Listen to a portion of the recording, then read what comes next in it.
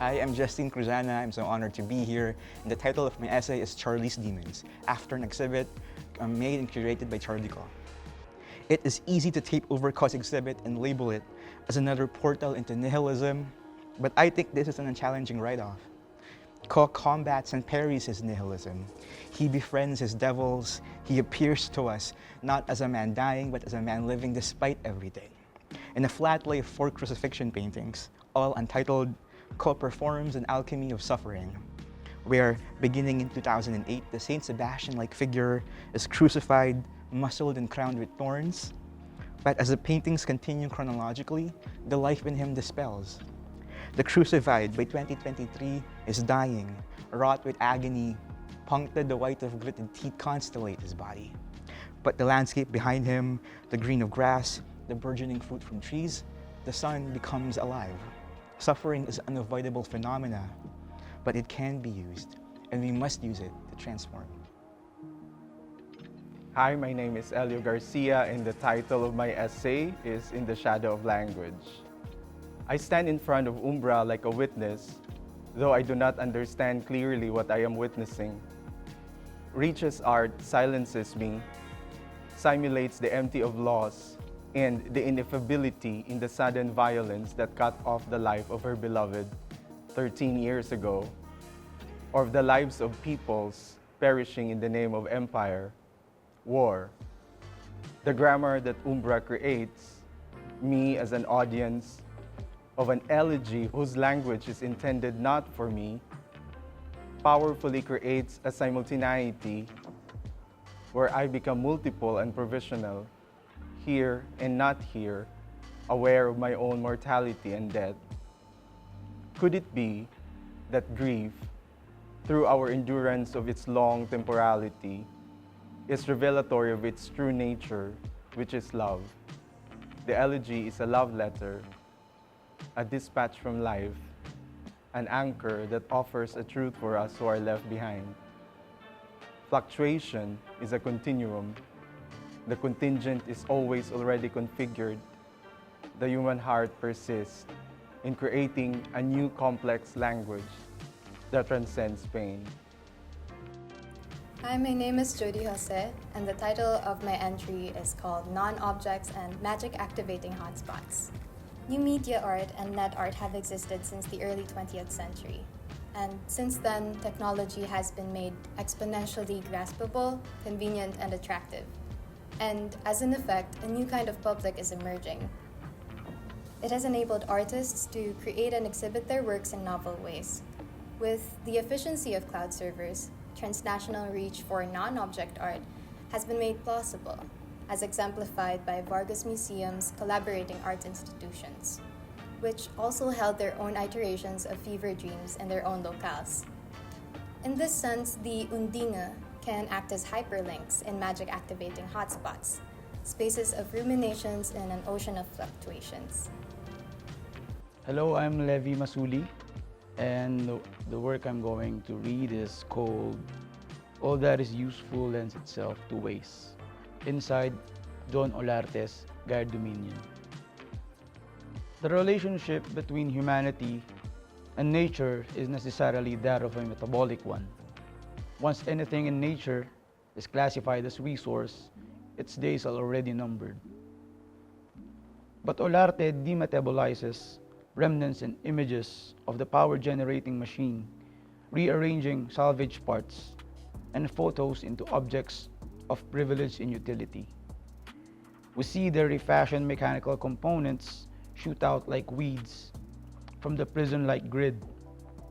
The gears are petals, knobs and switches are nodes, pistons are buds ripe for flowering.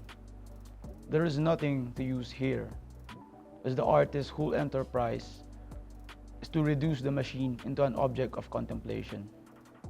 Olarte's Gaia Dominion is a testament to this fascination and fear of obstinate efficiency, may it be in the form of a drill, a data farming drone, or a despot. As our mountains and rivers lay hostage to more and more hosts of burrowing machines, backhoes and surveillance drones, assembled in the name of progress, Olarte's frightening picture of a world dominated by machinic logic allows us to meditate and ask ourselves, to what extent shall we let utility shape the world? I'm Jael Mendoza. My article is on hauntings and intimacies. What also makes Professor Campos' programming of Worlds We Are pivotal is its reflexivity on the ethics and limits of representation. The absence of any direct representation of trauma and violence in the curated works invokes the lyrical. However, this lyricism does not stem from a romanticized standpoint, but from attempts to turn to other devices and audiovisual cues that endeavor to navigate the unspeakable. By moving away from the spectacle of explicit depictions, the hauntings are rendered obliquely but are reinforced more substantially and viscerally from the slippages that are seemingly mundane.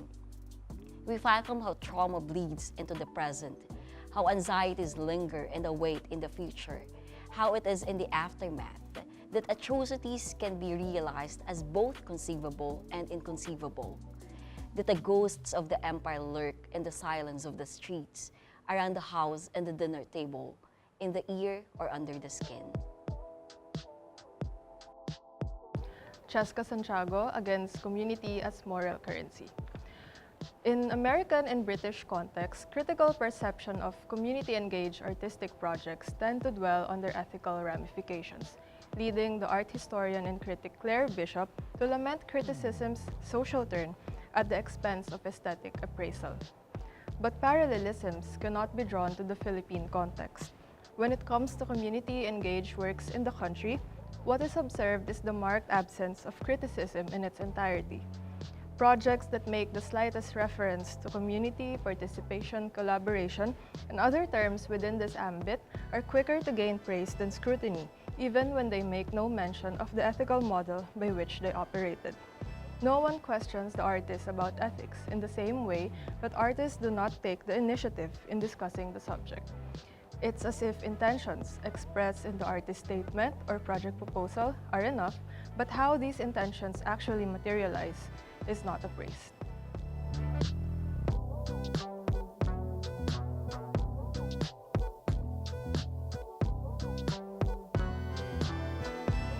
Ryan Cesar Alcarde, Line of Sight, ilang tanaw sa paggawa ng sining sa mga laylayan ng lungsod. Ang paglikha niya ng isang simbolikong tahanan na gumamit sa mga materyales ng mga sinirang bahay ang proseso ng paglikha ng obra. Kaparis na paglikha ng isang binagong lungsod na mapagkalinga at may katuturan sa mga naninirahan dito. Ani Lafav, sa likhang sining, higit sa mga likhang tulad ng kay Bato, na ipapakita ang apropriasyon, ang pakikibahagi at pagbabahagi ng espasyo. Ako si Professor John Barrios ng Universidad ng Pilipinas sa Visayas. Ang aking sanaysay ay tungkol sa relief sculpture na inilagay ng local government LGU ng Iloilo City sa Esplanade 3. Ang sining bilang mito ay hindi nakahulugan, meaning ito ay masasabi ng isang anyo, form, na may layuning lumikha ng mensahe na magpapagalaw o magtutulak sa mga tao na gumawa ng aksyon angot sa kinakaharap na gawain. Sa kaso ng relief sculpture, ang malakas at nagkakaisang pagharap ng mga Ilonggo at mamamayan ng lungsod Iloilo sa pandemyang dulot ng COVID-19 virus na nagsimula sa taong 2020. Bilang propaganda, ang sining ay hinubaran na ng esensyal nitong kakahulugan. Naging lantad na ang nakatagong motibasyon at ang kaakibat na pagpapahalaga na siya na ngayong nakikipag-usap sa manonood. Nawala na rin ang kanyang pagiging makasaysayan, bagkos naging isa ng lamang anyo form ng komunikasyon. Nagpapahinto sa dumadaan, nakikipag-usap, nagpapaliwanag, at nagutos ng gawain. Isang meta-wika. Ang isang bangkatayo ay humihikayat na ng pag-imagine. Madaling maintindihan at lumilitaw na natural sa bayan ng pagiging buo at wala.